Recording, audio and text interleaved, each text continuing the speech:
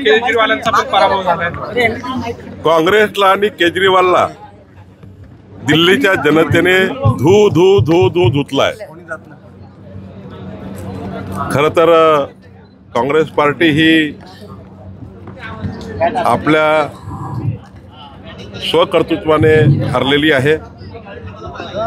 काँग्रेसने कधीही जनतेच्या विकासाचा मार्गच निवडला नाही आणि दिल्लीचा निकाल हा माननीय प्रधानमंत्री नरेंद्र मोदीजी यांच्या नेतृत्वाचा विजय आहे।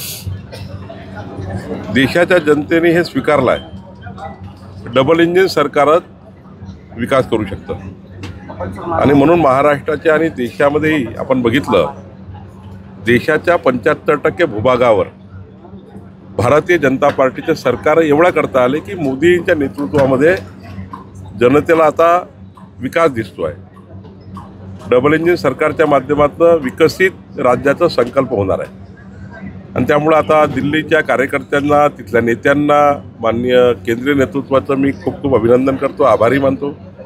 ऐतिहासिक विजय, 27 वर्षानंतरचा ऐतिहासिक विजय। भारतीय जनता पार्टीचा मुख्यमंत्री दिल्लीच्या तख्तावर या ठिकाणी असणार आहे आणि ज्या अपेक्षेने जनतेने आम्हाला मतं दिली आहे महाराष्ट्रात किंवा दिल्लीमध्ये, ती अपेक्षा भाजपच पूर्ण करू शकतं, मोदीजीच करू शकतात। हा विश्वास लोकांचा मोदीजीवर आहे आणि त्यामुळं जो संकल्प आम्ही दिला आहे, संकल्पपत्र दिला लोकांना, विकासाचं संकल्पपत्र दिलं आहे, त्यावरच जनतेने आम्हाला मतं दिले आहे। दिल्लीच्या विजयामध्ये हे आता नोंदला गेला आहे, देश आता मोदींच्या मागे उभा आहे। राहिला प्रश्न काँग्रेसचा, उद्या किंवा परवा काँग्रेसचं एक स्टेटमेंट येईल, मशीन खराब झाली होती।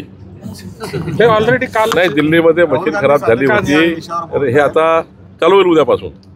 आणि महाराष्ट्राचे महान प्रवक्ते सकाळचे 9चे ते प्रवक्ते बोलायला सुरू करतील, जो बोलणं सुरू झालं असेल। परवा त्यांनी कामठीवर आक्षेप घेतला माझ्या मतदारसंघावर, त्याला कळत नाही राहुल गांधीला, अभ्यास केला पाहिजे कामठी विधानसभेत येऊन। राहुल गांधींनी कधी लढलं पाहिजे कामठी विधानसभेत। माझा तुमच्या माध्यमातून राहुल गांधीला चॅलेंज आहे की 2029ची लढाई त्यांनी माझ्याविरुद्ध लढावी, राहुल गांधी। आणि बघा, मी 2004ला पहिल्यांदा आमदार झालो कामठी, 58,000 मतं घेऊन, 95,000 मतं घेऊन 2009ला झालो, 2014ला 1,31,000 मतं घेऊन आमदार झालो, 2019ला मला पक्षाचं काम करायला सांगितलं, तिथे नवीन आमदार दिला, ते निवडून आले। कामठी विधानसभेत सलग 5 वेळा 25 वर्षापासून भाजपा जिंकत आहे आणि ते राहुल गांधी म्हणतायत की कामठीत गडबड झाली। तर माझा सवाल राहुल गांधीला आहे आपल्या माध्यमातून, राहुल गांधीने 2029ची लढाई कामठी विधानसभेची लढावी, मी त्यांच्याविरुद्ध निवडणूक लढायला तयार आहे आणि निवडणूक जिंकून दाखवेन।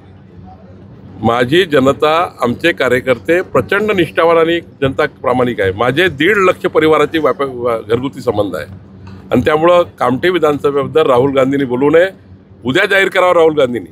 मी 2029ला लढायला तयार आहे, मी त्यांना चितपट केल्याशिवाय राहणार नाही। सर, मगाशी बोलता बोलता आपण म्हटलं की महापालिकेच्या निवडणुका एप्रिल मे मध्ये होतील, काय तुमचं? नाही, मला असं वाटतं की ज्या पद्धतीने सुप्रीम कोर्टात आमचं सबमिशन सुरू आहे, माननीय सुप्रीम कोर्ट आम्हाला मान्यता देईल आणि ओबीसीच्या आरक्षणाची केस लवकरच निर्णय होईल आणि साधारण फरवरीमध्ये जर निर्णय झाला तर मार्च एप्रिल मेपर्यंत निवडणुका होऊ शकतात। आमची अपेक्षा आहे की खूप दिवस आता स्थानिक स्वराज्य संस्था, महानगरपालिका रिकाम्या राहू नये, लवकरच या निवडणुका झाल्या पाहिजे, त्याकरता आम्ही प्रयत्नशील आहोत। आणि ज्या दिवशी निवडणूक आयोग लावेल त्या दिवशी महाराष्ट्र सरकार म्हणून देवेंद्रजींनी सांगितलं आहे की आम्ही जे काही मनुष्यबळ लागतं निवडणुकीला किंवा जे काही व्यवस्था उभ्या करायला लागतात त्या महाराष्ट्र सरकार करत असतं, कारण निवडणूक आयोगाचा निर्णय आहे, म्हणजे राज्य निवडणूक आयोगाचा, राज्य निवडणूक आयोग निवडणूक घेत असतं। स्थानिक पातळीवर भाजप स्वबळावर लढणार हे जवळपास निश्चित आहे, तर नाही असं नाही आहे।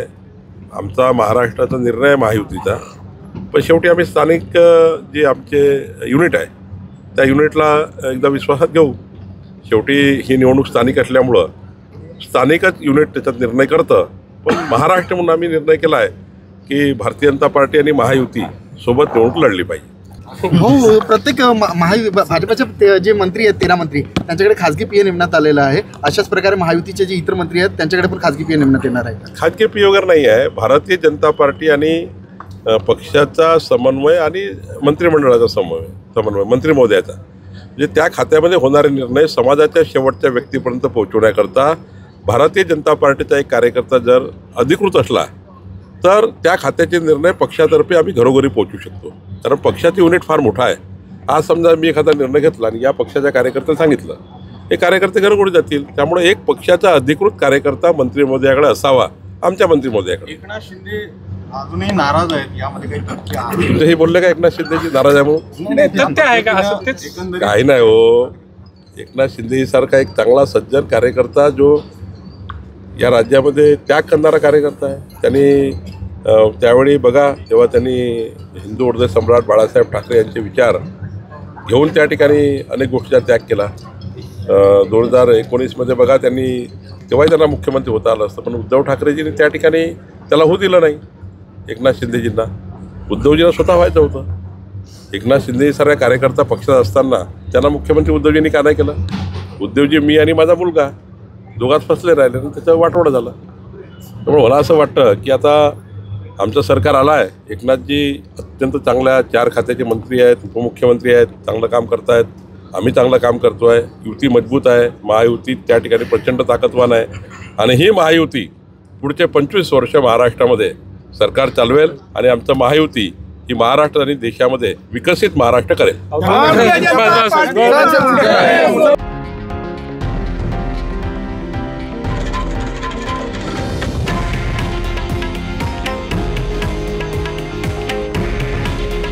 हे आहे देशातील नंबर 1 न्यूज नेटवर्क आणि आपण पाहत आहात TV9 मराठी.